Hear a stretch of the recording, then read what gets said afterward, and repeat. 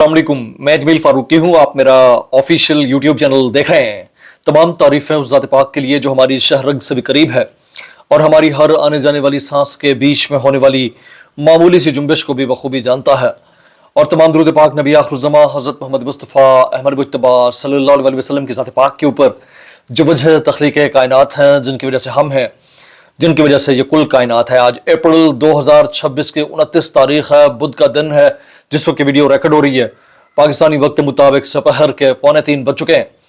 मेरी अंडरस्टैंडिंग में, मेरी नज़र में आज के दिन की 3 other top leads, breaking developments, big stories हैं जो मैं आपके साथ शेयर करना चाहूँगा। सबसे पहली और बड़ी खबर अडियाला से, जिसके मकीन 25 करोड़ अवाम के महबूब रहनुमा कप्तान कैदी नंबर 804 यानी इमरान खान साहब के नजरिए, उनके मंशूर, उनके मैंडेट, मिशन रिहाई, मिशन मुलाकात, उनकी हेल्थ कंडीशन और उनकी दी गई इंस्ट्रक्शंस के ऊपर स्ट्रीट मूवमेंट को पीक पर ले जाने का मामला है। मुल्क के अंदर लॉ एंड ऑर्डर सिचुएशन है और इस सिचुएशन को मद्देनजर रखते हुए अदालतों के किरदार की बात है। जबकि मैंडेट चोरी करके इक़्तिदार में आने वाली फॉर्म 47 की जाली सरकार, इसके वज़रा और ओहदेदारों की जानिब से तमाम तर बदले गए पैंतरों के बावजूद, ओछे हथकंडों के बावजूद, जवाज घड़े जाने के बावजूद असल ऑर्डर आ गया है, असल फैसला कर लिया गया है। एक तरफ तो सांप सीढ़ी का खेल है जो हमें रियलिटी से बिल्कुल मुख्तलिफ पिक्चर दिखा रहा है, जजेस की तैनाती, तकर्री, ट्रांसफर, तबादलों के हवाले से, जबकि दूसरी जानिब मुल्क के अंदर जो रूल ऑफ लॉ है उसको चैलेंज करने के हवाले से बहुत सारे ऐसे इकदाम हैं जो क्वेश्चनेबल हैं। उसकी डिटेल्स क्या रहेंगी, तफसीलात क्या रहेंगी, वो मैंने शेयर करना है। मतीउल्लाह जान साहब के ऊपर कुछ बिला वजह के इल्जाम प्रेस क्लब ने लगा दिए हैं, हालांकि उनकी नौकरी चली गई है। वो क्या कहानी है, उसकी डिटेल्स क्या रहेंगी, वो भी शेयर करूंगा। इसके अलावा कुछ वायरल ट्वीट्स, वायरल बयानात भी, इसलिए गुजारिश है आपने वीडियो को शुरू से आखिर तक देखना है। एक और गुजारिश, अगर आपने चैनल नहीं किया अभी तक, सब्सक्राइब जरूर सब्सक्राइब कर लीजिएगा। बेल आइकन यानी घंटा या घंटी अपने अंगूठे उंगली साथ रखे डंडे से दबा सकते हैं। इसके अलावा व्हाट्सएप चैनल का लिंक हर वीडियो डिस्क्रिप्शन के अंदर मौजूद होता है, जाएंगे उसको क्लिक करके ज्वाइन कर लेंगे। आपका और हमारा राब्ता बेहतरीन तरीके से हो सकता है। गुजारिश है, एहतजाज करना चाहें तो फॉर्म 47 के वज़ीर-ए-आज़म के फरमुदात के मुताबिक सिक्का राजुल वक्त तरीका एक ही है। आपने एहतजाज कैसे करना है आपको पता ही है, कमेंट सेक्शन में वो आप लिख सकते हैं, आपका एहतजाज सुन लिया जाएगा। मैं आज कोई अच्छी बात नहीं करने जा रहा, लेकिन जिस तरह से सुप्रीम कोर्ट के जजेस में कुछ जजेस ने अपनी नौकरियां छोड़कर अपने कंडक्ट को साबित करने की कोशिश की, इसके अलावा बहुत सारे ऐसे थे जिन्होंने नौकरियों से रिजाइन नहीं किया। जिन्होंने किया उनमें जस्टिस मंसूर अली शाह साहब थे, उसके अलावा जस्टिस अतहर मिनल्लाह साहब थे।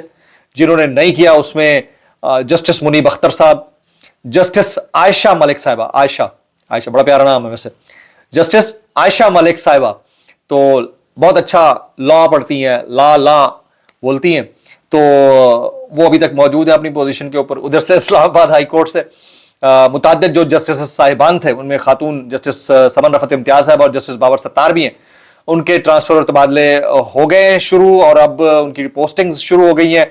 तो उसके ऊपर बहुत सारे लोग कमेंट करना शुरू हो गए, भाई जो सिस्टम में थे उनसे भी कुछ ना बन पाया, जो सिस्टम से चले गए उनसे भी कुछ ना बन पाया। तो क्वेश्चन मार्क अभी बहरहाल वैसे का वैसा है, लेकिन एक अदद बड़ा फैसला, एक अदद बड़ा हुक्म, एक अदद बड़ा ऑर्डर आया है। वो क्या है वो आगे चलकर मैं आपके साथ शेयर करने लगा हूं। पहले जरा सुन लीजिए सुहेल आफरीदी साहब क्या कहते हैं, बाकी तो आप समझ ही गए होंगे। वो कहते हैं, मेरे पाकिस्तानियों, मेरी ताकत आप है। मैं इन टैंकों, तोपों, बंदूकों, करप्ट हुक्मरानों और करप्ट सिस्टम का मुकाबला सिर्फ आपकी ताकत से कर सकता हूं, लेकिन इस ताकत को जुदा करने की कोशिश करेंगे, आपने भरोसा रखना है। सुहेल आफरीदी साहब के जुमले हैं। मैंने करप्ट और नाअहल लोगों को फारिग कर दिया है। जब आप सिस्टम तब्दील करते हैं तो या तो आपको तब्दील कर दिया जाता है या आप सिस्टम तब्दील कर देते हैं। मुझे अपनी तब्दीली का खौफ नहीं है, मुझे कोई लालच नहीं, मुझे पूरी दुनिया की दौलत नहीं खरीद सकती और न मैं किसी से डरता हूं। इमरान खान और बुशरा बीबी से मुताल्लिक उन्होंने कहा कि वो दोनों कैद तन्हाई में हैं। यह हुकूमत जो कि पाकिस्तान का इलेक्शन चुरा कर कब्जा करके बैठी है, उसकी कोताही की वजह से आज इमरान खान की 85% आंख तकरीबन जाया हो चुकी है, सुहेल आफरीदी साहब कहते हैं। लेकिन सुहेल आफरीदी साहब से भी बहुत सारे लोग ये सवाल करें, आई एम सॉरी मैं इस वक्त स्लीपिंग सूट में बैठा हूं, तो वैसे ही जो है थोड़ी सी तबाह मोहल्ला भी नासाज है, और दूसरा ये है कि मौका भी नहीं मिल रहा। बहुत सारी ऐसी चीजें हैं जिसके अंदर मैं फंसा हुआ हूं, तो वक्त नहीं मिल रहा, कभी व्लॉग करने का मिलता है, नहीं मिलता, और जब करता हूं तो जो नहीं देखते थे वो भी बड़े शौक से देखते हैं। आसान है मेरी बात, तो मैं चाहता हूं थोड़ा इंतजार भी करें ना कि मैं क्या बोलने आ रहा हूं, तो वो लोग बड़े शौक से देखते हैं। तो मैंने कहा चलें आज अपीयरेंस देते हैं स्लीपिंग सूट में भी, कि अपनी आंखों से देख लें कि मैं स्लीपिंग सूट में कैसा लगता हूं। ठीक है ना जी। तो सुहेल आफरीदी साहब से क्वेश्चन जो है वो पब्लिक ये करती है कि आफरीदी साहब, आप खान साहब से मुतालिक कहते हैं कि मैं खान साहब के साथ डट कर खड़ा हूँ, खड़े हैं तो कभी अडियाला जेल भी चले जाएं। ये अवाम पूछती है सवाल। आपको सुहेल आफरीदी साहब से मुतालिक क्या राय कायम करनी है? आपको लगता है कि वो अब इमरान खान रिहाई मिशन के ऊपर जो अडियाला जेल शुरू के 4-5 हफ्ते जाते रहे हैं कारबंद हैं, या वो बैकफुट पर चले गए हैं और आपको अब उनसे कोई तवक्को नहीं है? तवक्को है या नहीं है? मैक्सिमम कमेंट्स हैं वो नीचे कीजिएगा। हमारे बड़े अच्छे दोस्त हैं, बड़ा यंग लीडर है, बड़ी इज्जत करता है, जब भी जाते हैं बड़े प्यार से मिलते हैं। और वहाँ CM एनेक्सी में भी हम जाकर 1-2 दफ़ा रुके हैं। बड़े डिसेंट आदमी है, बहुत बेहतरीन पॉलिटिशियन है। लेकिन अगेन जो इमरान खान साहब का नज़रिया है उसके नज़रिए के ऊपर पूरा नहीं उतरता, तो अवाम का हक है, इस्तेहकाक है कि वो उनसे सवाल करे। इमरान खान साहब को आपको पता है कि परसों रात जो है वो लाया गया पिम्स हॉस्पिटल में। एक तो उनको दांतों की तकलीफ इस वक्त बर्दाश्त करना पड़ रही है, दूसरा उनकी आंख की बिनाई का मामला है। मुसद्दिक का खबर यह है कि इमरान खान पहले से कमजोर दिखाई दिए हैं जी, और दांतों में उनकी शदीद तकलीफ है और उनकी बिनाई निस्बतन कम है पहले से। उसके ऊपर अभी तक कोई अच्छा, वैसे एक अजीब ही ट्रेंड आया हुआ है कि सनम जावेद खान हो, बुशरा बीबी हो, इमरान खान साहब हो या फिर कोई और हो, उनकी खराब होती है तो आंख ही होती है, और खराब होती है तो एक ही तरफ की आंख खराब होती है। तो अल्लाह ही खैर करे। ये पैटर्न मेरी समझ से बाहर है, वैसे मेरी समझ से बाहर है कि सबको एक जैसा ही आंख का आर्जा लाहक हुआ है। अल्लाह ताला इन सब के लिए बेहतरी करे जी। आगे चलते हुए लाहौर हाई कोर्ट ने एजाज चौधरी और मियां महमूद रशीद की 9 मई के मुकदमे में सजा मुअत्तली की दरख्वास्तें मुस्तरद कर दी हैं। अब आ जाते हैं जरा ये जो ट्रांसफर्स एंड पोस्टिंग्स हुई हैं जजेस की। जस्टिस बाबर सत्तार, खत लिखने की मुबैना तौर के ऊपर सजा और सरकारी और हतमी नतीजा है कि इस्लामाबाद हाई कोर्ट के जस्टिस बाबर सत्तार साहब को पिशावर हाई कोर्ट में तैनात कर दिया गया। उनका तबादला पिशावर हाई कोर्ट के अंदर हो गया। उधर जी जस्टिस मोहसिन अख्तर कियानी को लाहौर हाई कोर्ट ट्रांसफर कर दिया गया है। जस्टिस समन रफत इम्तियाज को सिंध हाई कोर्ट ट्रांसफर कर दिया गया है। तो कोई क्वेटा, कोई सिंध, कोई लाहौर, वो तमाम जजेस जो बीकन बेयरर थे ट्रूथ की, उन सबको उनकी पोजीशन से एक जगह से यानी इस्लामाबाद हाई कोर्ट से हटाकर मुख्तलिफ हाई कोर्ट्स के अंदर ट्रांसफर कर दिया गया है। अलीमा खानम साहिबा कहती हैं कि इमरान खान ने सलमान सफदर को जेल मुलाकात में कहा कि मेरी पहले टीके के बाद आंख की बिनाई कुछ बेहतर थी, इसके बाद कोई बेहतरी नहीं आई। सलमान सफदर, मुझे तुम बैठे नजर भी नहीं आ रहे। इमरान खान की आंख की बिनाई 85% जा चुकी है। उधर दूसरी जानिब जो है वो बल्कि अलीमा खानम मजीद कहती हैं कि इमरान खान से मुलाकात फिर नहीं कराई गई। मैं धरना खत्म करती हूँ, अगली बार 10,000 अहदेदार अडियाला आए। और उनको गिला इस वक्त भी यही था कि ज्यादा लोग वहां पर इकट्ठे क्यों नहीं हुए। मतीउल्लाह जान साहब का जो केस है, उस केस के अंदर जो है वो रिजवान गिलज़ई साहब, फखरुर रहमान साहब और बहुत सारे लोग वो नॉमिनेटेड थे। सॉरी, मतीउल्लाह जान साहब इनकरेक्टली मैं कह गया, आई स्टैंड करेक्टेड। रिजवान गिलज़ई और फखरुर रहमान साहब। तो रिजवान गिलज़ई साहब की जमानत कबल गिरफ्तारी जो है मंजूर कर ली गई। उन समातें 6 मई को होगी। जिस केस में फखरुर रहमान साहब को गिरफ्तार किया गया उस FIR में पहला नाम रिजवान गिलज़ई साहब का था। अब आगे चलते हैं जी। सुहेल वड़ाइच साहब का एक जुमला जरा सुनिएगा। वो कहते हैं अगर आप जंग जीत जाएं, ये बड़ा इंपॉर्टेंट है, हालांकि मुझे इनके कमेंट्स के ऊपर बड़ा शदीद एतराज रहता है, लेकिन ये बड़ा इंपॉर्टेंट है कि अगर आप जंग जीत गए और अगर आप जंग जीत जाए और उसके मुआशी असरात मनफी हो तो आप हार जाते हैं। हमने भी बहुत सारी कुर्बानियां दी हैं। पेट्रोल और डीजल महंगा हुआ, इतना तेहरान नहीं बंद हुआ जितना इस्लामाबाद बंद हुआ। पाकिस्तान की अभी दुनिया में इज्जत है तो इससे मुआशी फवायद हासिल करने चाहिए।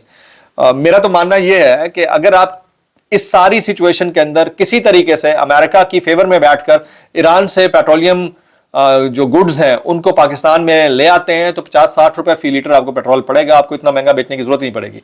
पूरी दुनिया अपने फवायद सोचती है। आपके दुश्मन पड़ोसी मुल्क ने भी अपना फायदा सोचा है, तो हमें भी वो सोच लेना चाहिए। लेकिन मुझे लगता है इसमें भी कहीं ना कहीं हमारे सियासतदानों के और बाकियों के खांचे होंगे जो कि अभी सबकी समझ में नहीं आके दे रहे। सुहेल आफरीदी साहब ने लाहौर का दौरा मनसूख कर दिया।